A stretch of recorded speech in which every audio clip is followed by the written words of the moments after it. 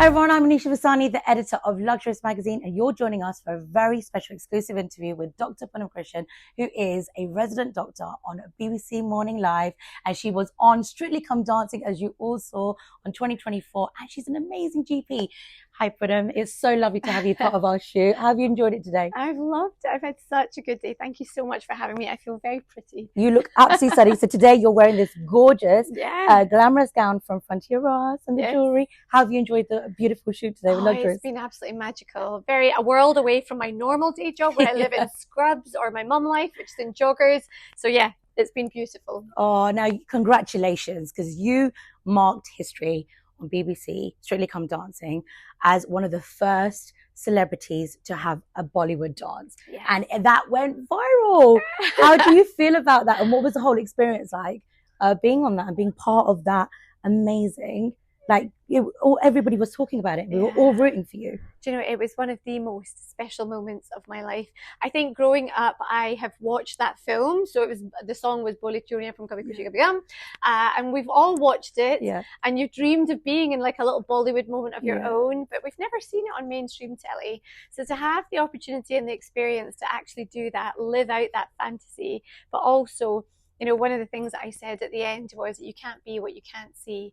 And really, I've got a little girl, and I wanted her to watch our culture represented on mainstream media. I wanted all our little Desi girls out there to see the magic that our culture brings, but also just wanted to make my family proud. So it was a very special moment. You certainly did that. You didn't just make your family proud, you made the entire world proud, because it's such an epic song and one that, you know, everyone absolutely loves. Why do you think it took 20 years for BBC Strictly Come Dancing to actually even incorporate Bollywood, which is a global phenomenal dance? It's recognized internationally all over the world. Absolutely. Bollywood is so much bigger than Hollywood. But I don't really know, actually. Like, it did feel bizarre when everyone said to me, this is the first time in 20 years of Strictly history that we've done a proper, true Bollywood number.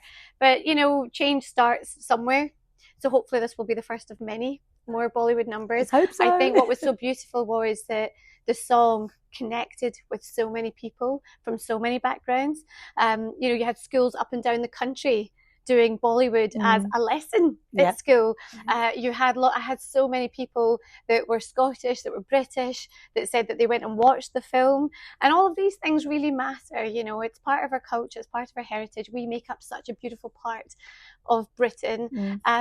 So really, to have the world love the joy that we have for Bollywood, I can't say anything else, and it was just super special. Well, congratulations on doing that. So now, what inspired you to go into Strictly? Are you much of a, you know, avid dancer at home? No. It's a big transformation from you and your daily work in healthcare, right? So what actually inspired you to apply? You know, it's my simple love for the show. I've watched Strictly Come Dancing since it first aired, and it's something that me and my son have always watched together.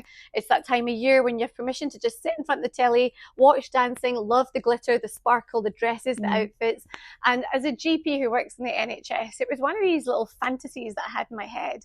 It was on my vision board. I was like, God, if the call ever came one day for Strictly, it would just be a dream come true. Never in a million years did I imagine that to happen to me. But when the call did come, and it was so out of my comfort zone, but I felt like, 100%, I'm going in, I'm doing it, I'm giving it a go. I cannot dance to save myself, but I love dancing. Any parties, any Indian parties I've ever been to, you know, I'm the first on the dance floor. I'm the last to leave. The shoes are off, the soles are black, but you dance because you just love music.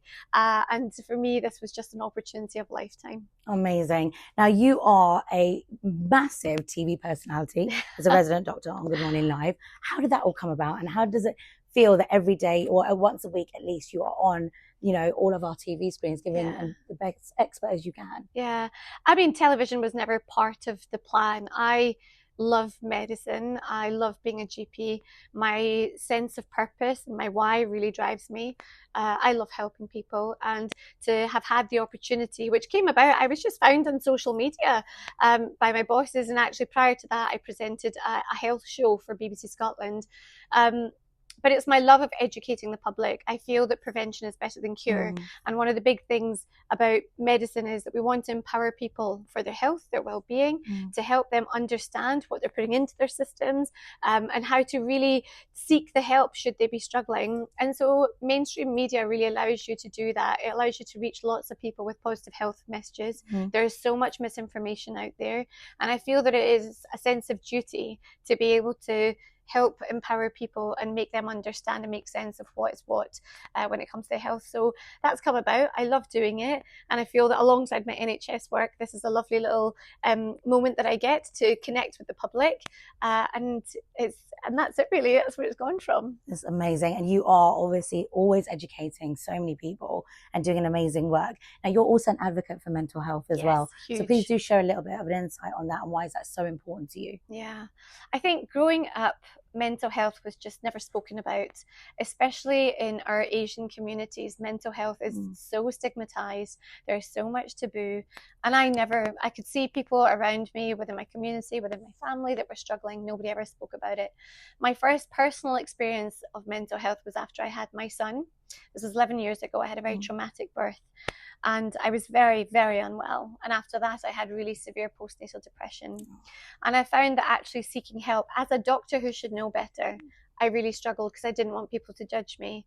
But I also didn't feel that within my community I could really speak about it. And it took a lot of guts for me to actually go and take that first step to get that help.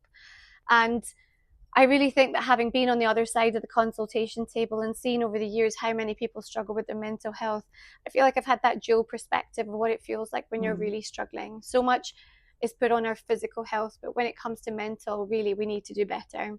So I feel that every opportunity I can get, I want to help support, educate, and empower people to just get the help that they so deserve and need. When our mind is okay, everything else makes sense.